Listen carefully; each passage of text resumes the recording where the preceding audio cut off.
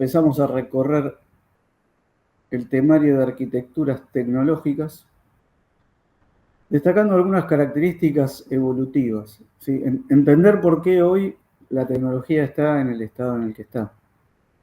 Lo que ha ido evolucionando son los componentes de la industria electrónica, como el diseño de los circuitos electrónicos. Antiguamente, cuando existía la válvula de vacío, se combinaban formando circuitos electrónicos. Eso fue dando paso a los circuitos integrados gracias a la incorporación del transistor y por la capacidad de tener en una misma superficie muchos transistores, es decir, la capacidad de integrar una cantidad de transistores muy importante, tenemos lo que se fue llamando de circuito electrónico a circuito integrado, que no es otra cosa que un circuito electrónico integrado por transistores que a su vez en una superficie minúscula tienen millones de componentes. Entonces, también de alguna manera diagramados entre sí para comportarse como un procesador, como una memoria o como una unidad aritmético-lógica, por ejemplo. Esto fue gracias a la manipulación y el descubrimiento del silicio, que es un material basado fundamentalmente en el procesamiento de la arena que conocemos. Quiere decir que hay mucho silicio y que, bueno, procesar varios kilos o varias toneladas de arena nos da una buena cantidad de transistores. A partir de que el tamaño de los transistores fue disminuyendo con el tiempo, se pudieron integrar en lo que se llamó la pastilla de silicio. O sea, el circuito integrado también, que antes era, por ejemplo, un equipo de audio, se pudo reducir tanto ese tamaño que lo tenemos en una pequeña pastilla llamada procesador, que en su interior tiene un circuito de los más complejos que hay en el mundo, que es el diseño de un procesador, ¿sí? Entonces, estas pastillas de silicio, chip de silicio, es la integración de esos componentes en un solo componente o en una sola pastilla. No ha ido variando demasiado el tamaño, ¿sí? En algunos momentos fue un poco más grande, un poco más chico. Desde hace mucho tiempo son, digamos, unos 6-7 centímetros de lado, un cuadrado más o menos como el que se ve acá en la figura. A veces un poco más grande, a veces un poco más chico. La cuestión con justamente el tamaño es la superficie, ¿no? Es decir, que la superficie sirve como una superficie para disipar el calor que se genera en un circuito. Como verán, cuando se da vuelta el circuito, el tamaño del transistor es mucho menos de la mitad, ¿sí? Si lo ven en un esquema modular, la mitad de lo que es el procesador es almacenamiento, o sea, es memoria caché. Con lo cual, el diseño en sí de un procesador es un circuito muy complejo y que tiene un tamaño microscópico, ¿sí? Prácticamente imperceptible por el ojo humano. A lo largo de este recorrido de actualización del componente principal, que es el transistor, bueno, podemos ver acá que de hecho muchas se conocen todavía, muchos modelos diferentes de procesador y de tecnología, ¿sí?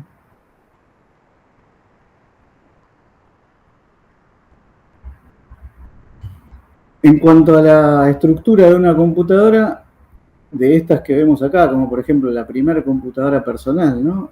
Este es un esquema de una primera computadora personal, que es la PC. Si bien todas las computadoras tienen el mismo diseño, ¿sí? En cuanto a la distribución y a los componentes que tienen en su interior, todas tienen un procesador que está compuesto fundamentalmente por dos unidades importantes, que son la unidad de control y la unidad aritmético-lógica. Y todas las computadoras tienen memoria de trabajo o memoria RAM y una unidad de entrada-salida, ¿sí? Que es lo que hace que la computadora se conecte con los dispositivos y pueda interactuar en el mundo exterior, ¿sí? Entonces, la evolución, como dijimos, de la industria electrónica hizo que también la computadora evolucionara y obviamente de manera armónica evolucionaran el resto de los componentes, como las memorias y la interconexión y los dispositivos, ¿sí?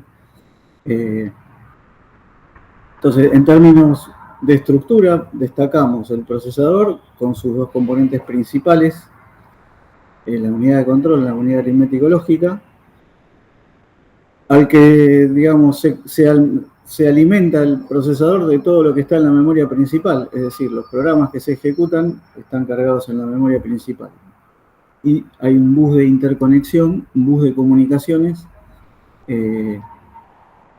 por el cual se transfieren, ¿no?, los datos, las instrucciones y obviamente el resultado de estos procesamientos.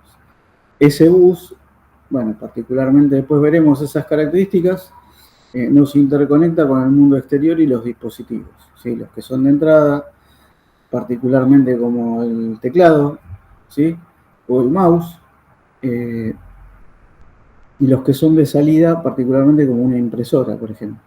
También tenemos los dispositivos bidireccionales, que tienen la posibilidad de intercambiar datos hacia el dispositivo y la posibilidad de consultarlos como un disco, por ejemplo.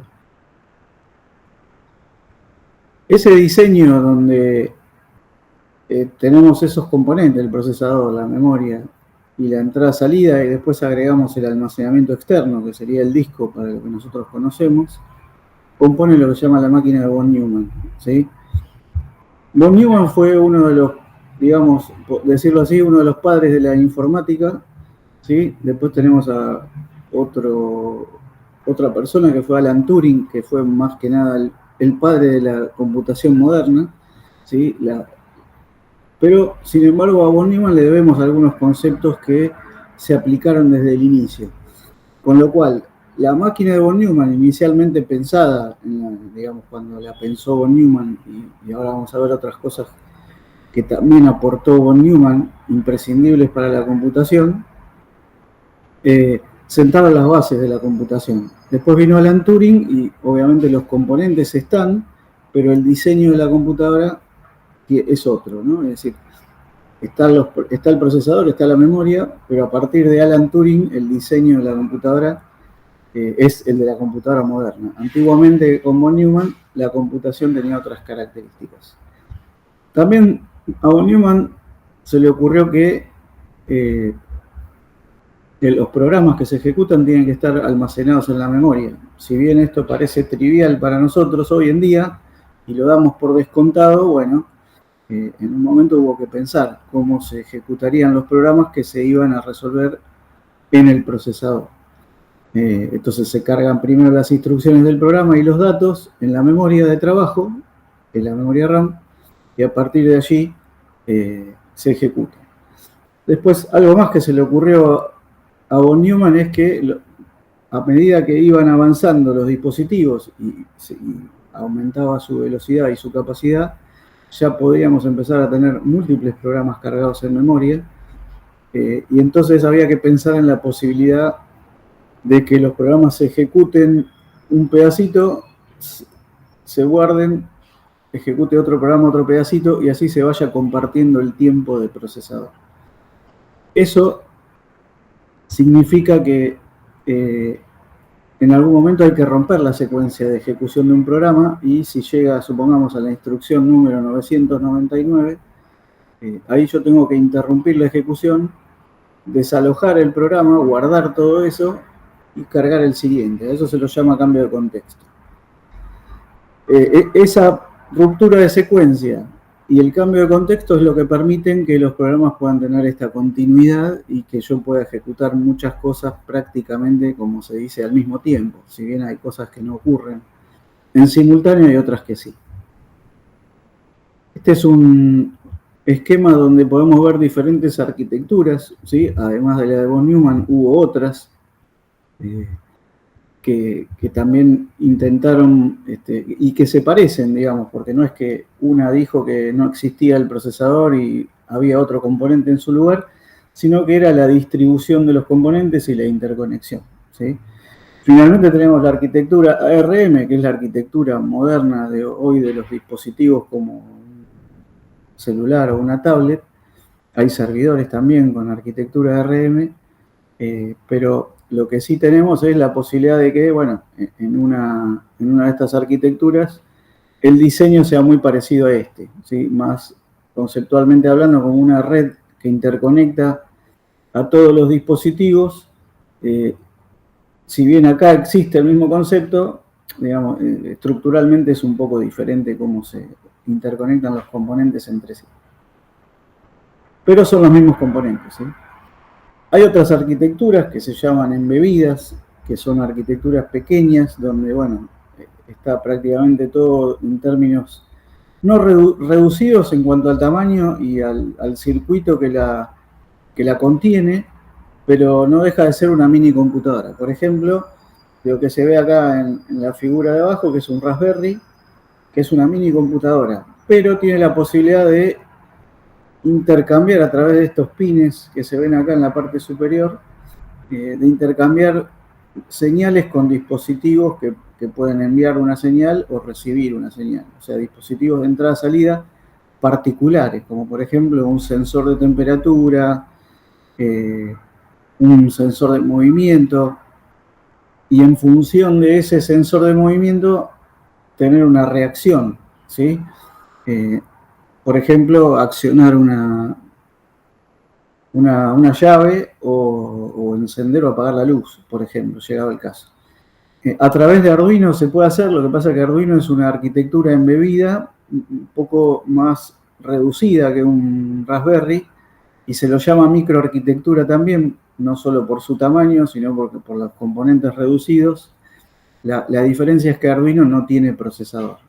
Sí, tiene un intérprete de algunas instrucciones, con lo cual es una especie de microcontrolador, es lo que se conoce como un microcontrolador, al que se lo puede programar para hacer diferentes tareas en función de también esa interconexión que tiene por esos pines, para intercambiar señales con dispositivos o con sensores, ¿sí?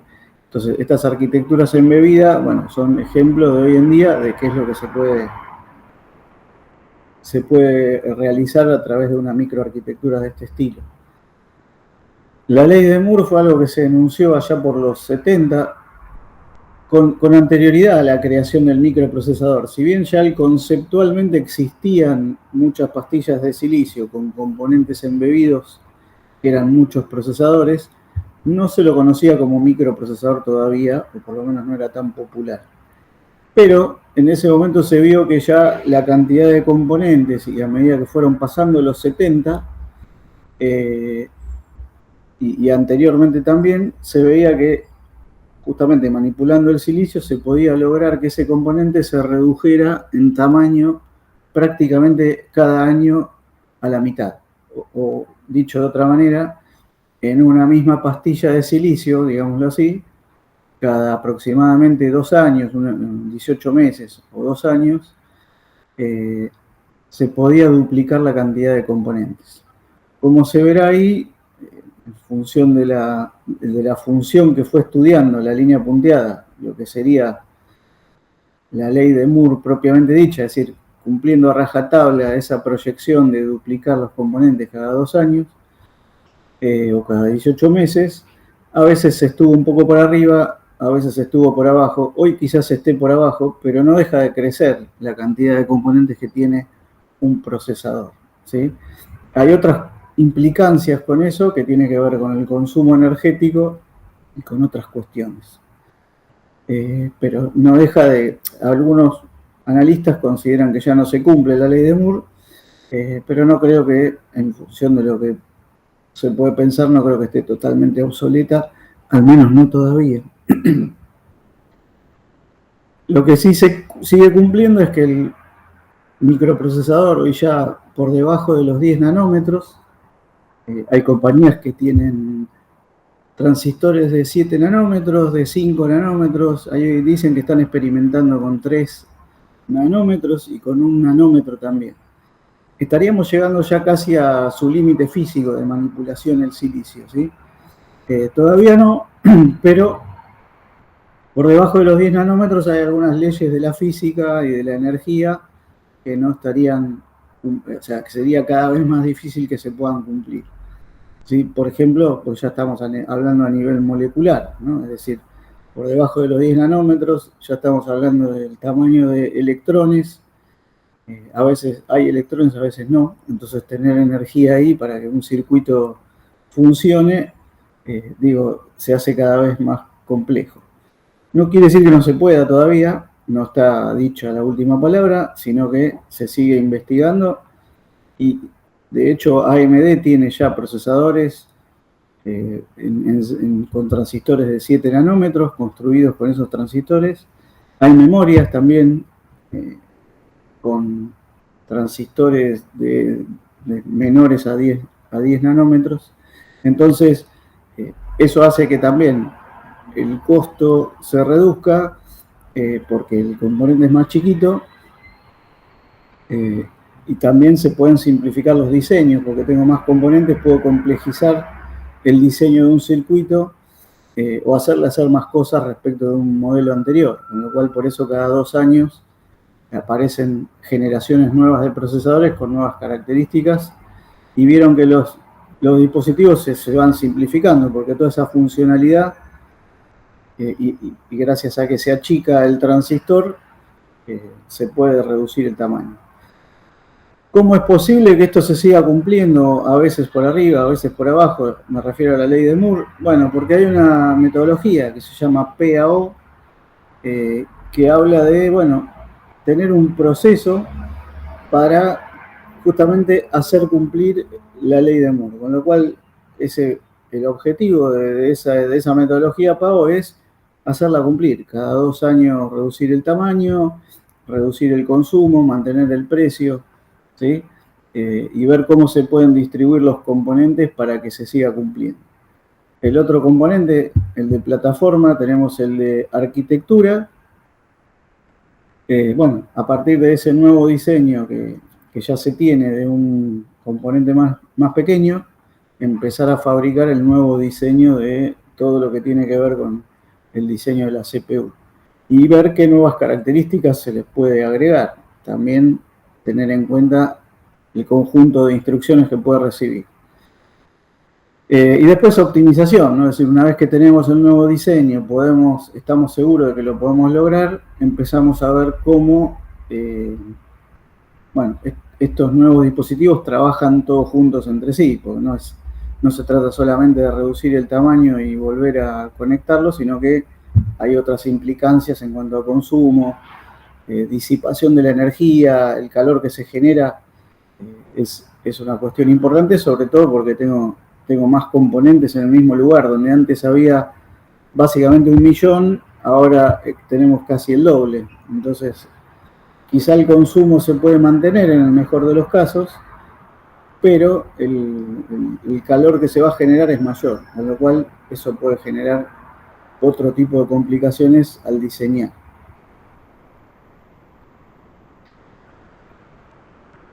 Este desafío se los dejo como desafío, descubrir cuál de estas dos definiciones fue dado por una inteligencia artificial. Es decir, una definición está en alguna bibliografía, ¿sí? La dio un autor en un libro hace muchos años, y la otra es una definición de una inteligencia artificial, ¿sí? De alguno de estos algoritmos de lenguaje que pueden dar definiciones y explicarnos lo que es una computadora. Así que se los dejo como desafío averiguar cuál de esas dos es, a ver si lo pueden sacar. Resumiendo un poco lo que vimos en esta sección, es cómo evolucionaron principalmente la tecnología que nos trajo hasta acá, la tecnología electrónica, la industria electrónica, o sea, el desarrollo de la computación y de otras tecnologías, obviamente, también está de alguna manera muy relacionado con el desarrollo de la industria electrónica. También acá hay una cuestión, ¿por qué se aceleran los cambios? Es decir, entender por qué tenemos tecnología mejor hoy y en poco tiempo aparece una tecnología que la supera. Eso tiene muchas explicaciones. Una de las explicaciones, uno de los fundamentos en realidad, no es que son varias, sino que uno de los fundamentos de por qué es eso es que, para desarrollar nueva tecnología usamos la tecnología de hoy. Entonces, a partir de la tecnología que tenemos hoy, podemos desarrollar la siguiente generación que va a ser mejor y más eficiente que la anterior, y más rápida también. Entonces, eso también ayuda a que los nuevos descubrimientos se vayan acelerando y generando, bueno, este vértigo de que, bueno, algo que sale ya prácticamente en poco tiempo, no decimos que queda obsoleto, pero ya sale algo mejor, ¿sí? O sea, ya podemos contar con mejor tecnología. Por último, para esta sección, lo que les recomiendo para consultar es hacer la consulta a través de, bueno, los distintos métodos que tenemos para comunicarnos, fundamentalmente lo que son las consultas a través de foro, que tiene también este doble sentido de hacer que la pregunta de un compañero o compañera sea el disparador para que alguien se ponga a pensar en otras preguntas o se le ocurran nuevas preguntas a partir de esa primera que ofició como disparadora. Y también a veces a alguien no se le ocurre preguntar y justo le desaparece alguien que pregunta fundamentalmente, no digo exactamente lo mismo, pero algo parecido, y también la respuesta le puede servir. Así que los invito a participar, no solo en el foro, obviamente, sino en cada una de las situaciones donde podamos llegar a tener alguna interacción para poder seguir aportando nuestro granito de arena a esta creación de conocimiento. Así que los espero en el próximo video.